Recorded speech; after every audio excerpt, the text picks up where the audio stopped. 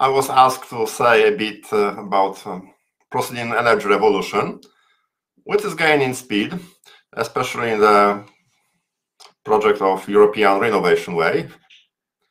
I have pre-recorded my presentation as well in order to protect myself from some glitches on the internet network and to keep my time strictly. So I will run my presentation. One moment, please. I've uploaded it to YouTube. If you get any questions to my presentation, please feel free to ask questions on chat. I will answer them after my presentation. It will take 15 minutes. So, okay, let's begin. Why do we need an energy revolution? Let's look at the reasons. We'll look at climate change, at fossil fuel depletion from global, European and local perspective. We'll look at European Green Deal and renovation wave, because buildings play a very important part in this transformation. First, climate change. There is not a single renowned scientific organization that would say anything else than we are causing climate change. It's primary reason of carbon dioxide emission from fossil fuels, and if we continue, we'll be in very deep trouble. Why do we speak so much about carbon dioxide and fossil fuels? Carbon dioxide is not the only greenhouse gas that we emit into the atmosphere. So for methane and other greenhouse gases, but carbon dioxide is the most important one. And similarly, fossil fuels, coal, oil, and natural gas. So it's the energy issue primarily. Okay, we know the carbon dioxide emissions so far. What will be the future? We don't know. We look at two extreme scenarios here. Here we burn all the fossil fuels that can be economically extracted. Finally, we run out of them. It's a non-renewable resource. And the other scenario will quickly reduce emissions to zero and below. Here we see what will be the temperature rise. The red scenario, business as usual, the global average temperature rises by 4 to 5 degrees. In the blue scenario, it rises to 1.5, maybe 2 degrees, until the end of the century. Then the laws of physics still apply. Here in the blue scenario, temperature stabilizes at +1, +1.5 degrees. Here it rises to 8, 10 degrees. Is it a lot or not that much? Let's look at the history of climate. Zero is the more or less average at the end of the 20th century. It's our reference point. During the maximum of the last ice age, 20,000 years ago, when Baltic region was covered by a mile-thick ice sheet, the global temperature was lower by, say, 4, maybe 5 degrees. Then, last 10,000 years, we have stable climate and recent temperature rise. When we overlay it with the red curve from the previous slide, we see the climate change that will create by burning all the fossil fuels. Maybe the change will be smaller, maybe it will be larger. As we look at it, we see this is the difference between climate of ice age and today, and we can make change twice or thrice that large in 2 to 3 centuries. It would be a very different planet. One example, black areas are regions with temperature, average temperature exceeding 29 degrees centigrade, uninhabitable regions in Sahara Desert. Those shaded areas will be as hot in 50 years in red scenarios. If not for migrations, those would be areas inhabited by 3.5 billion people. Of course, migrations, well, it's a means of adaptation for climate change. So we would see lots of migration. quicker than 50 years on. Not millions, hundreds of millions, maybe even billions people on the move. We can realize the consequences. We cannot allow it to happen.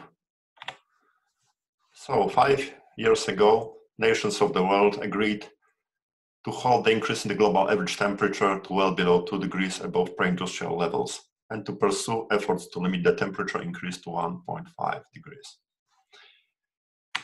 What would it take? Well, here we see emissions until now. You would have to cut emissions by half in a decade and nullify them in the next 20 years. A huge challenge, no doubt, politically, economically, but well, laws of physics will not wait for us until we act. We cannot delay our action. Young people take to the streets and say, well, you cannot put that burden on us.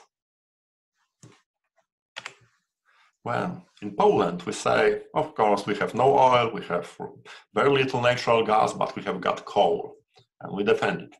Some people call us coal. Well, but there is really nothing to defend. Here's a coal mine, well, in Kazakhstan. Excavators load coal onto trucks, easy to extract. Here is a mine in Poland, a kilometer under the ground deep, with rocks at 40 plus degrees, very difficult to extract, very costly. It's not competitive. It works only because huge taxpayer money transfers.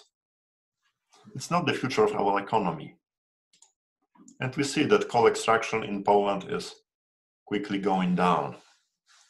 In other countries, well, we are already past coal. So there is really nothing to defend. Fossil fuels are non-renewable resource, and we run out of them. There are last generations, if not decades, when we have got them as much as we need to.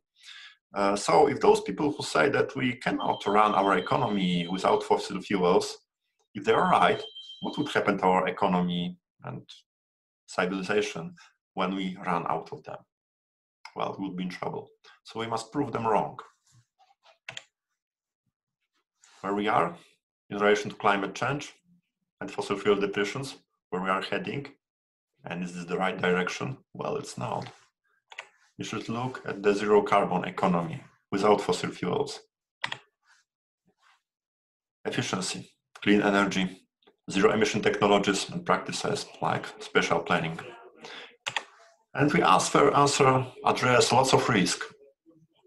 Climate protection, our energy security, trade balance, because we import fossil fuels for almost billion euros a day from Russia or Saudi Arabia. Economic problems, energy poverty, air pollution, very serious in Poland especially. And we do it with many benefits, basing on local resources and jobs, innovations, competitiveness, with clean air, and it's a kind of vision. Well, Europe decided it's the way forward and signed to climate neutrality until 2050 with more ambitious intermediate goals soon. And buildings play a very important part in this transition. They are responsible for over 40% of final energy consumption in the European Union. It's a low-hanging fruit. When we look at these buildings somewhere in Poland, we see that, well, there are energy vampires. They consume lots of energy, uninsulated, with obsolete heating systems, without recuperation. The energy standard of our buildings in Poland is, well, it's a disaster. You see how much primary energy they use. And we have got many troubles with this, more than just high carbon dioxide emissions. Such a building requires lots of energy to maintain a comfortable temperature. And when the heating system is inefficient, we use much more fuel when the heat escapes through chimney or in unburned fuel. So when we multiply this energy consumption for a square meter by, say, 100 square meters or more, we see that such a building consumes absurd quantities of energy. And it costs a lot. It means energy poverty. People try to save themselves by using the cheapest fuel. Sometimes it's not even coal, it's trash. Then the chimney looks like this, you know. And we have got thousands of such chimneys in a town. So we breathe not air, but well, some mix of chemicals. Molded walls, stale air, like in a crowded conference room. So, well, it's not 21st century, it's 19th century. Well, when we think about energy efficient building, there are lots of things to consider. But it can be done. Here's a leaflet from one of our developers in Poland. What I like about this leaflet is this, I will make a translation. Zero energy houses at the price of typical houses, and it's already available. So we know how to do this. There are no technical or even economic barriers to this. Barriers are well, traditions, lack of expertise. We must overcome them. A new school in Warsaw. Energy consumption, very low. How did they do it? Well, when there was an auction for building this school, they changed one detail. They decided that the price in auction will be considered as a price of building the school plus energy bills for 15 years. So it turned out that the cheapest school is the one that doesn't need heating. So simple. Well, what to do about existing buildings and such energy vampire like this one in a small town in southern Poland? Well, it was renovated. Energy consumption is much lower now. Of course, it's insulated, windows were changed, recuperation was installed, heat pumps were applied. Of course, we had to spend some money. But we also save energy. That costs. So we save every year also a lot of money. And the payback time is very good. 7 years. What's not to like about it? Also, we gain quality of life. You see, high carbon dioxide concentrations are devastating for our thinking. So, an example, look at a school in Poland. There were measurements conducted. There are external conditions, well, some smoke was present. And this is a conventional classroom. The carbon dioxide concentration, well, goes through the roof. Smoke is higher than outside. And here is a new classroom with recuperation and air filters driven by carbon dioxide concentration. Well, it's quite low. Children think and learn. And the smoke is filtered out. So really, quality of life is increased, not only energy consumption and carbon dioxide emissions. Well, of course, it's a much bigger issue than one building or one school or one district. We think about the transformation of our cities, and we have to find tools and methods to make it done. Well, our government, addressing the European renovation wave, prepares some plans. It's a screen from document I've seen last week. And it's the recommended scenario. Well, not that bad. They plan to reduce energy consumption in Poland in buildings in 30 years to 1/4 of current one. We may discuss whether it's PR or whether it's a beginning. When we develop technologies, prices will fall, competence, expertise will increase, and maybe we'll go even further. And it's your job to make it done. Thank you.